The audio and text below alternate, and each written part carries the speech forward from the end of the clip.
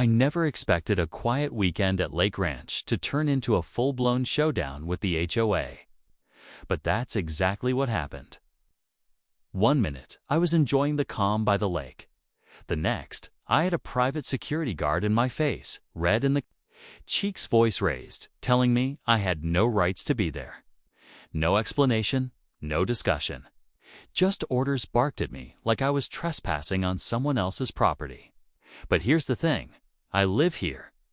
I pay my dues like everyone else. So why was I being treated like some kind of criminal? The guard wouldn't even tell me who sent him, just kept repeating that the HOA gave the directive. He wouldn't show a badge, wouldn't give a name, and the more I asked questions, the angrier he got. I knew something was off. This wasn't normal HOA protocol. It felt personal, targeted, and I couldn't just let it go. So I started digging. I pulled records, talked to neighbors, even called the HOA headquarters. But guess what? By the time the sun went down that same night, the entire HOA office was dark, doors locked, phones off, no sign of anyone. Word started spreading through the community. Some said there'd been complaints, others hinted at legal trouble, but no one knew for sure. The HOA that had just tried to flex their power on me had vanished overnight. And that's where things really got strange. In this video, I'm taking you through everything that happened, the confrontation, the cover-up, and the unraveling of a power structure that's been unchecked for too long. You'll hear the audio, see the footage, and find out how a community came together to ask the one question that had been ignored for years. Who's really in charge at Lake Ranch? Because what started as a single security guard on a power trip ended with the entire HOA under a microscope. And trust me, you're going to want to see what happened next. Lake Ranch always gave off this peaceful, gated community vibe, neatly trimmed lawns, families riding bikes, people waving from their porches. On the surface, it looked like the perfect place to live. But if you talk to some of the longtime residents, you'd start to hear a different story. Quiet whispers about the HOA playing favorites, enforcing rules selectively, and making certain residents feel like outsiders in their own neighborhood. I never really paid attention until it happened to me, after that strange encounter with the security guard. I started thinking back to other odd things I'd noticed, like how one of my neighbors suddenly got fined for a garden decoration that had been there for years, or how another family was denied access to the community pool for a so-called rule violation that no one could point to in the handbook. These things never made sense. But most people didn't question it, they just paid the fines, kept quiet, and hoped they wouldn't be next.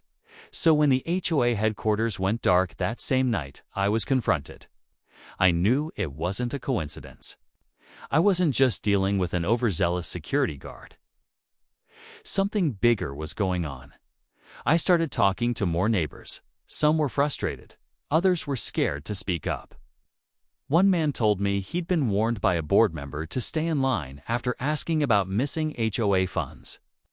Another said she'd submitted a complaint months ago that mysteriously disappeared. No follow-up, no response, just silence. And now, suddenly, the entire office is shut down. The deeper I looked, the more things didn't add up. Public records showed strange financial activity tied to HOA accounts. Meeting minutes were either vague or missing altogether. And most strange of all, there were reports of the HOA hiring off-the-book security, like the guy who confronted me. Whatever this was, it wasn't just about enforcing neighborhood rules. It felt like control, quiet, unchecked control. The more I pushed, the more it felt like someone didn't want the truth to come out. But I wasn't about to back down.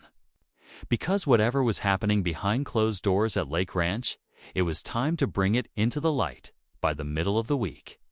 Word had spread across Lake Ranch that something was seriously wrong. The HOA office was still shut, tight blinds drawn, voicemail full, and not a single board member returning calls or emails. For a community built on rules and structure, the silence was louder than anything. And yet, despite everything, the security patrols didn't stop. In fact, they seemed to increase. Not the regular ones we were used to, either. These were unfamiliar faces, unmarked vehicles, guys wearing earpieces who didn't talk unless they were giving instructions. I wasn't the only one who noticed. My neighbor Linda, who's lived here over 20 years, told me she saw one of the guards taking photos of her front yard. No explanation, just snapped a few shots and drove off. Another resident, Carlos, said he tried to ask a question during one of the small HOA subcommittee meetings, only to be told the session was closed to public input, which made no sense, because those meetings were always open before. The main conflict was becoming clear. The HOA wasn't just disorganized. They were hiding something. And this thing with the security guard telling me I had no rights. That wasn't a fluke. It was a warning. They wanted control, and they were ready to push limits to keep it. At the same time, I started hearing about a growing rift inside the HOA board itself. One of the former board members, who quietly resigned months ago, reached out to me anonymously.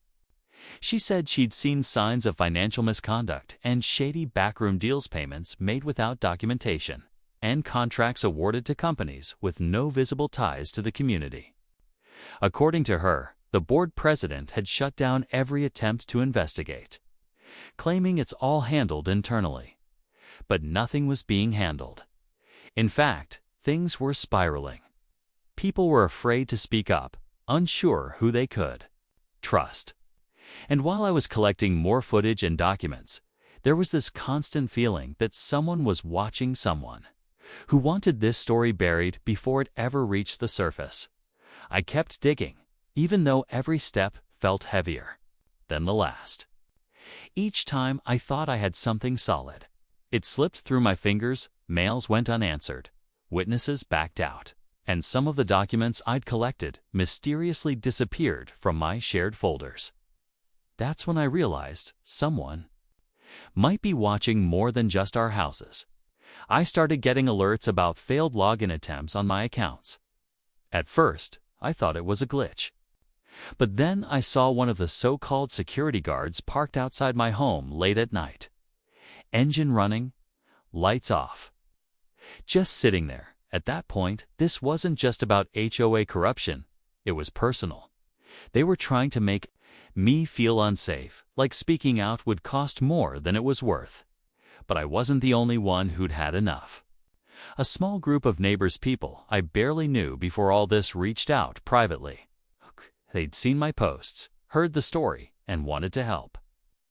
Some shared screenshots of weird charges on their HOA fee statements. Others passed along texts from board members that felt more like threats than guidance. It was becoming clear this wasn't just mismanagement. It was organized. The turning point came when someone slipped an envelope under my door. No return address. Inside was a printed documentan internal HOA memo outlining plans to restructure access privileges and tighten compliance monitoring. Basically, they were preparing to limit homeowner rights while expanding private security power. And the signatures at the bottom. All current board members. That's when I knew we were racing the clock. They weren't backing down, they were doubling down. A meeting was scheduled, quietly, in the clubhouse basement. It's not posted online. No notice, just a select list of invitees. Whatever was going to happen, there wasn't meant to be public. But I had a plan. I wasn't going to sit on the sidelines anymore. I grabbed my camera, backed up every file I had, and headed out the door because whatever was about to go down at Lake Ranch that night was going to change everything. I made it to the clubhouse just after 9. From the outside, everything looked normal, lights low, no one at the front desk. But as I circled around back, I spotted cars lined up near the service entrance, all unmarked. Same pattern I'd seen with the security crews. I kept my distance and stayed in the shadows, camera rolling. Through one of the basement windows, I could see a group gathered around a long table papers spread out, hushed voices, tense body language. And right there in the middle of it all was the HOA president. And someone I didn't expect. It was a man I'd seen before, but never connected to the HOA. He was the owner of a local private management company, one that, it turns out, recently signed a contract to take over community oversight at Lake Ranch. No notice was ever sent to residents. No vote. Just a quiet transition of power from our elected board to a private company with zero accountability to homeowners. That's when it hit me. This wasn't just corruption. It was a full-on takeover. But what really raised the stakes was what happened next. One of the board members, I later found out her name was Michelle, stood up and started yelling. Not just disagreement, but full-on panic.